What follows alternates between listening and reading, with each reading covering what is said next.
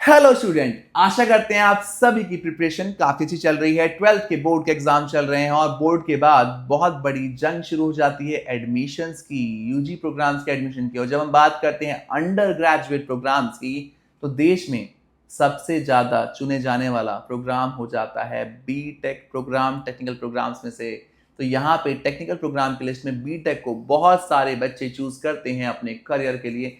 दुनिया भी रिवॉल्व हो रही है और बहुत सारी स्टेम रिलेटेड जॉब्स मार्केट में आ रही हैं, तो बीटेक तो हमेशा से रहेगा, हिट रहेगा।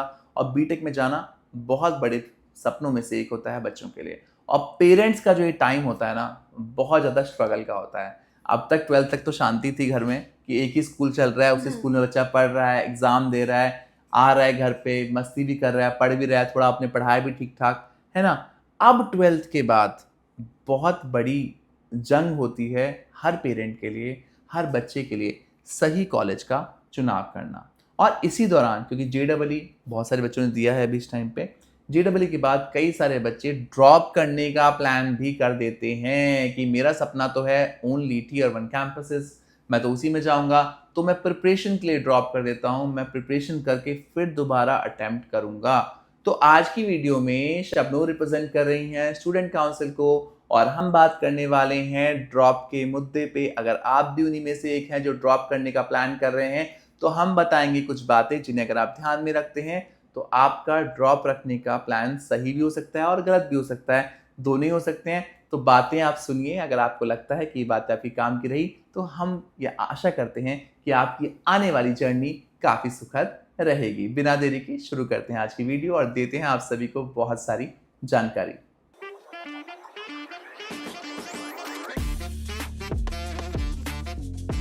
तो आज की वीडियो में आपको टॉपिक तो पता चल ही चुका है। हम बात करने वाले हैं उन सभी बच्चों के बारे में जो ड्रॉप करने का प्लान कर रहे हैं।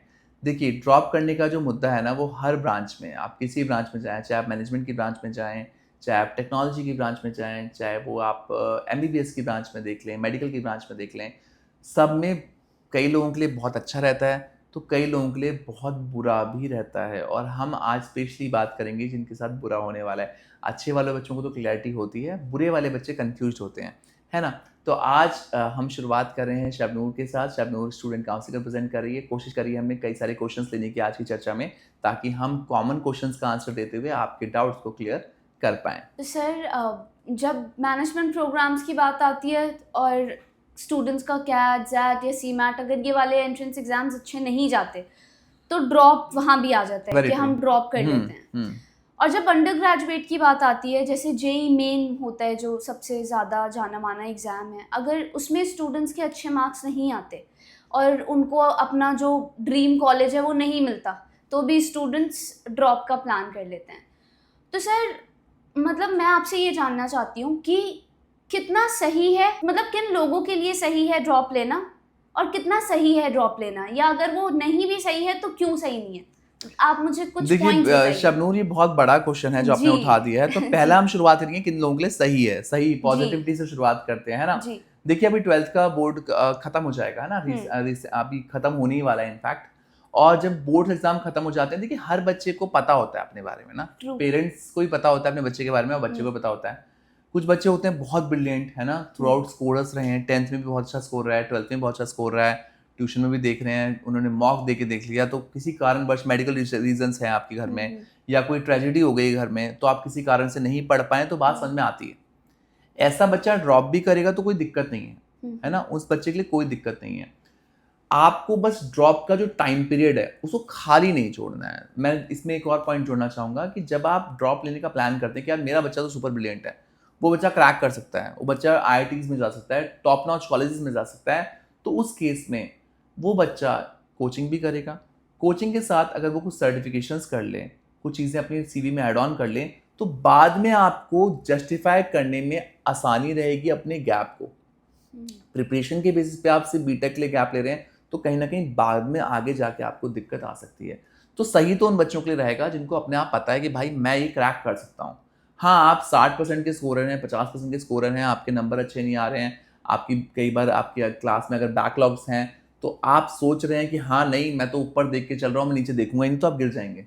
जी। होता है ना, जो लोग ऊपर देख के चलते हैं, तो कईयों के लिए तो बहुत अच्छा होता है ऊपर देखना, कईयों के लिए हर तरफ देखना जरूरी होता है, और किन के लिए जरूरी होगा वो देखना हर तरफ, जिनके स्कोर्स अच्छे नहीं है, जिनको पता है कि भाई मैंने करा है ठीक ठाक, मैंने सपना बड़े कैंपस का देखा बट नहीं हो पाया, इट्स ओके, बिकॉज अब इंडिया में अब इंडिया जिस तेजी से आगे बढ़ रहा है, इतनी सारी प्राइवेट यूनिवर्सिटीज हैं, इतने सारे ऑप्शंस अवेलेबल हैं, तो आपको अब कोई टेंशन नहीं है, हर बजट में कॉलेजेस हैं, तो उस लेवल की अब टेंशन नहीं रही है। अगर आप कॉलेज में जाके अच्छे से पढ़ाई करेंगे, जो अपनी गलतियां कही हैं पास से उसे सीखेंगे, तो आपको दिक्कत नहीं होने वाली। तो सही तो उन लोगों के लिए रहने वाला है जिनके स्कोर्स अच्छे हैं, जो अपने बारे में जानते हैं, जिन्हें पता है, जिनके पेरेंट्स को ही पता है कि यार मेरा बच्चा अच्छा कर सकता है। हाँ, इसमें घमंडी नहीं होना। कई पेरेंट्स ऐसे भी होंगे कि भाई नंबर भले नहीं, मेरा बच्चा कर लेगा, एक साल और वेट करवा लेते हैं। देखिए, इस इंडस्ट्री में जितना जल्दी आपका बच्चा मार्केट में आएगा जॉब के लिए, वो सीखेगा कंपनी में जाके ही। आप सोचे कैंपस में सीख पाएगा तो नहीं सीख पाएगा, वो कंपनी में जाके ही सीखेगा।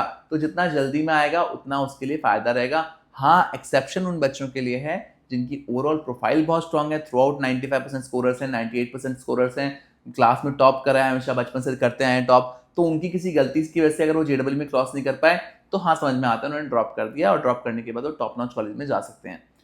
अब आप जा रहे हैं, अगर किसी सूरत में ऐसा बच्चा ड्रॉप ले लेता है जिसके स्कोर्स अच्छे नहीं हैं और वो ड्रॉप ले रहा है और वो जाके प्रिपरेशन कर रहा है किसी भी कोचिंग संस्थान में, तो उनके लिए मैं कहना चाहूंगा side by side online course में एडमिशन लेके डाल दें। कई बार मैंने ऐसे बच्चों को देखा है 2-2 साल का ड्रॉप ले लेते हैं और तीसरे साल बीएससी कर रहे होते हैं या ओपन से कॉलेजेस कर रहे होते हैं कि भैया हमारा तो बीटेक का सपना नहीं हो पाया और अब हम एटलीस्ट ग्रेजुएशन कर लेते हैं, and then they will regret जब उनके दोस्त कमाने शुरू कर देते हैं कि भाई मेरा दोस्त तो कमाना भी शुरू हो गया, और उस टाइम पे ब्लेम गेम किस पे आता है?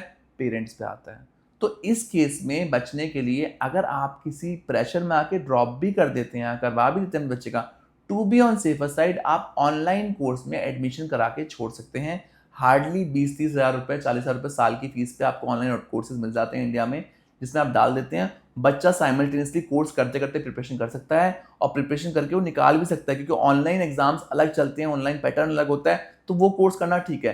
कल को उसके बाद उसको मास्टर्स में कुछ और करना है तो उसके लिए एक सिक्योर लाइफ हो गई है। अब वो अब ड्रॉप भी कर रहा है तो उसको कोई दिक्कत नहीं है। अगर उसका बड़ा कॉलेज निकल जाता है नेक्स्ट ईयर तो पढ़ने चला जाएगा, नहीं निकलता तो नॉर्मल बीटेक कहीं भी देख लेगा। बट हाँ, उस सूरत में आप समझिए जहां पे वो 2-3 साल तक ड्रॉप करता रह गया, और ऐसे बच्चे भी दिखते हैं जो कंटिन्यूएशन में 2-2 साल ड्रॉप मार देते हैं, तो बहुत दिक्कतें होती हैं बच्चों को अपना करियर स्टैब्लिश करने में, बिकॉज जितना आप लेट निकलोगे मार्केट में उतना आपके लिए चुनौतियां बढ़ जाएंगी।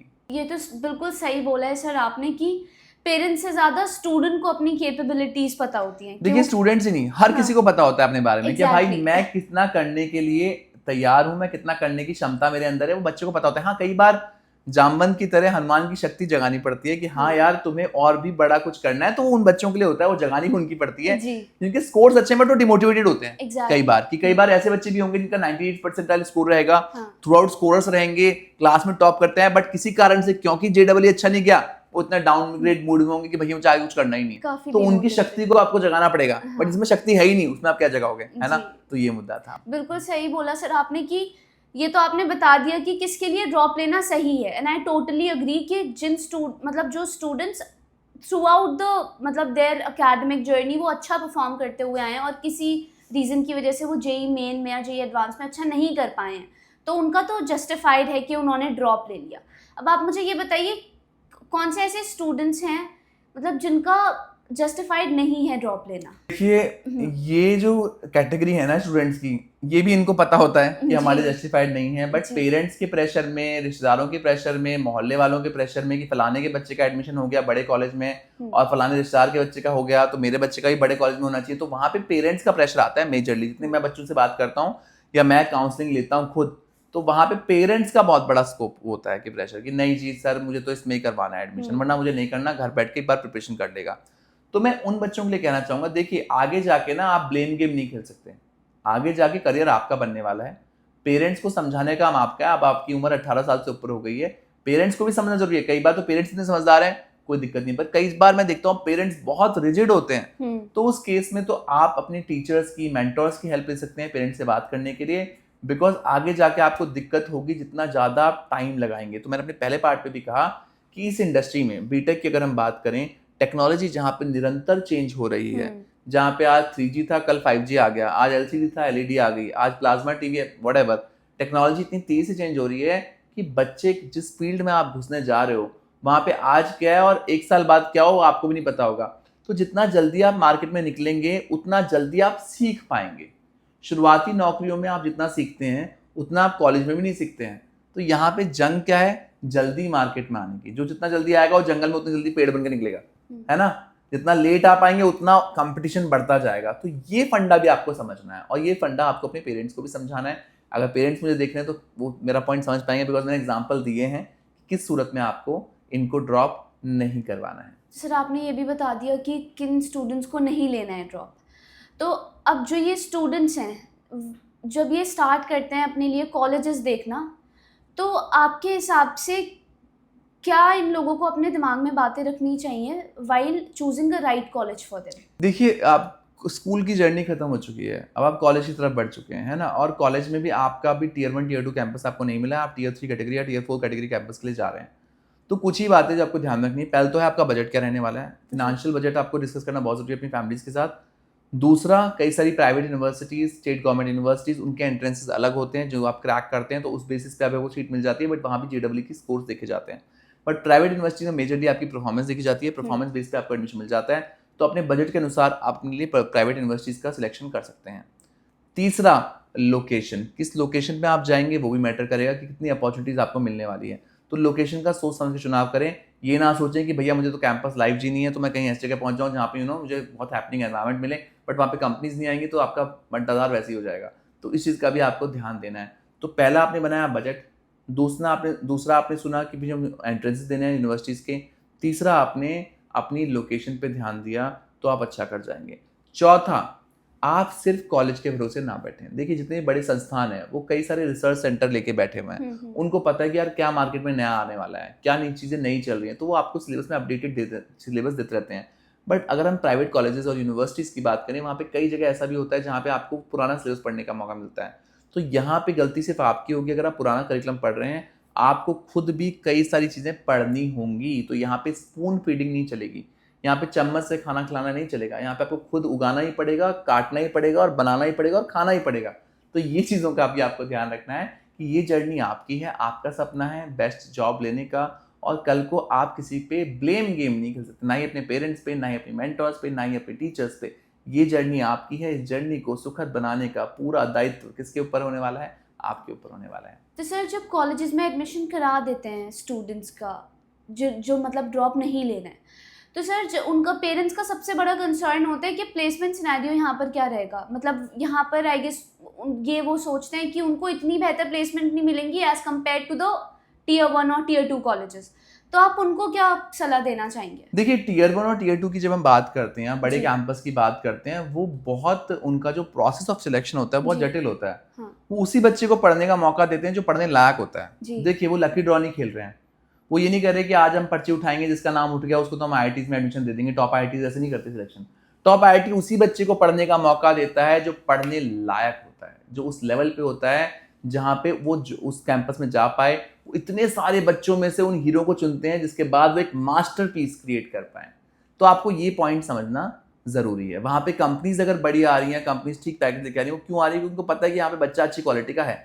और कई जगह तो IITs में भी कम पैकेजेस गए हैं। वो रीजन कुछ भी हो सकते हैं, क्योंकि वहाँ उनकी ब्रांचेस अलग हो चुके हैं, स्पेशलाइजेशन में दिक्कत आई है, तो चीज़ें हैं। बट मेजरली जब हम बात करते हैं प्रीमियम BTech कॉलेजेस का इंडिया में, आपकी भी अगर कंपनी होगी और आप भी 10 लाख या 20 लाख या 50 लाख का प्लेसमेंट देना चाहेंगे, तो पहली प्रेफरेंस आप IITs को ही देंगी, क्योंकि आपको पता है कि वहाँ पे वो मास्टरपीस मिलना है। आप भी घर में कुछ अगर महंगी चीज़ लेना चाहेंगे ना, आप भी कहोगे यार मुझे अपनी वाइफ के लिए एक डायमंड का सेट चाहिए, तो शायद से आप पहले बड़े शोरूम में जाओगे जहाँ पे वो प्रीमियम क्वालिटी चीज़ मिले, क्योंकि आपका बजट ज़्यादा है। जहाँ आपका बजट कम होगा, और यहाँ पे क्या है, वो बजट ज़्यादा ना एक ही चीज़ के लिए है, एक ही बारी के लिए। किसी भी कंपनी में सिर्फ एक बंदे से कंपनी नहीं चलती, उसके अंदर बहुत सारे लोग काम करते हैं। तो ऐसे बच्चों की ज्यादा रिक्वायरमेंट होती है जो नॉर्मल कॉलेजेस से या बड़े कॉलेज से करके, प्राइवेट कॉलेज से करके आ रहे हैं, क्योंकि वो उस टीम का पार्ट बनते हैं और उनकी वैकेंसी ज्यादा होती हैं। एक 50 लाख की जॉब ढूंढना इंडिया में और 5 लाख की या 10 लाख की या 15 लाख की जॉब ढूंढने में बहुत अंतर है जी। इसमें बहुत अंतर आने वाले टाइम में भी रहेगा, है ना। 50 लाख का शायद मुझे पूरी कंपनी में एक ही आदमी रखना पड़े या 3 आदमी रखने पड़े, बट 10 लाख के मुझे रखने पड़े 1000 आदमी, तो ऑब्वियसली जॉब सिनेरियो अलग हो जाएगा और मार्केट में चीजें भी अलग अलग बढ़ जाएंगी। तो यहाँ पे आपको ये देखना है कि जॉब की दिक्कत नहीं है मार्केट में, दिक्कत है स्किल सेट की। आपका बच्चा बड़े कॉलेज में नहीं जा पाया, बड़े कैंपस में नहीं पहुंच पाया, अब जिस भी कैंपस में आप कराने के लिए सक्षम हैं, जिस भी कैंपस में बच्चा जा रहा है, वहां वो क्या पढ़ेगा, कैसे चीजों को सीखेगा, ये उसका आने वाला कल, आने वाला करियर डिसाइड करेगा। तो यहाँ पे आपको उसको जो भी चीजें दिलवानी है, कैंपस के भरोसे बच्चे बहुत बैठ जाते हैं कि कैंपस में जो सिलेबस हुआ वो पढ़ा, हम घर आए, हमने एग्जाम दिए, खत्म, डिग्री आई हाथ में, खत्म। बट यहाँ पे जो बच्चा सिर्फ कैंपस के भरोसे बैठ गया, वो शायद से उतना बेहतर ना कर पाए जो खुद भी पढ़ेगा। ऐसे कई सारे बच्चे होते हैं जो घर आके भी कई सारे सर्टिफिकेशन कर रहे होते हैं। हमारे टाइम पे कोर्सेरा नहीं था, हमारे टाइम पे हमें इतना ज़्यादा एक्सेस नहीं था इंटरनेट का, हमारे टाइम पे लैपटॉप भी नहीं थे, मेरे पास तो नहीं था, मेरे पास एक पीसी हुआ करता था जो मेरा भाई हमेशा यूज़ किया करता था। आज की डेट में आपने हर वो सहूलियत अपने बच्चे को दी है, सबके पास आईपैड भी होते हैं, किसी के पास लैपटॉप भी होता है, इंटरनेट तो सभी के पास है, तो आपके पास तो हर जगह से पढ़ने की सुविधा है जी। आज की डेट में इतनी सारी कंपनीज हैं जो फ्री सर्टिफिकेशन दे रही हैं, फ्री ऑनलाइन इंटर्नशिप्स हैं। तो ये 4 साल बीटेक के खुद को निखारने के होने वाले हैं। जिस बच्चे ने अपने स्किल सेट पे काम कर लिया, वो बच्चा शायद से टॉप टियर 1 कैंपस के बच्चे से ज़्यादा प्लेसमेंट लेने में सफल हो पाए। ऐसा आप अक्सर देखते भी होंगे, टॉप यूनिवर्सिटीज़ या प्राइवेट यूनिवर्सिटीज़ कुछ बच्चों का प्लेसमेंट करोड़ों में शो कर देती हैं।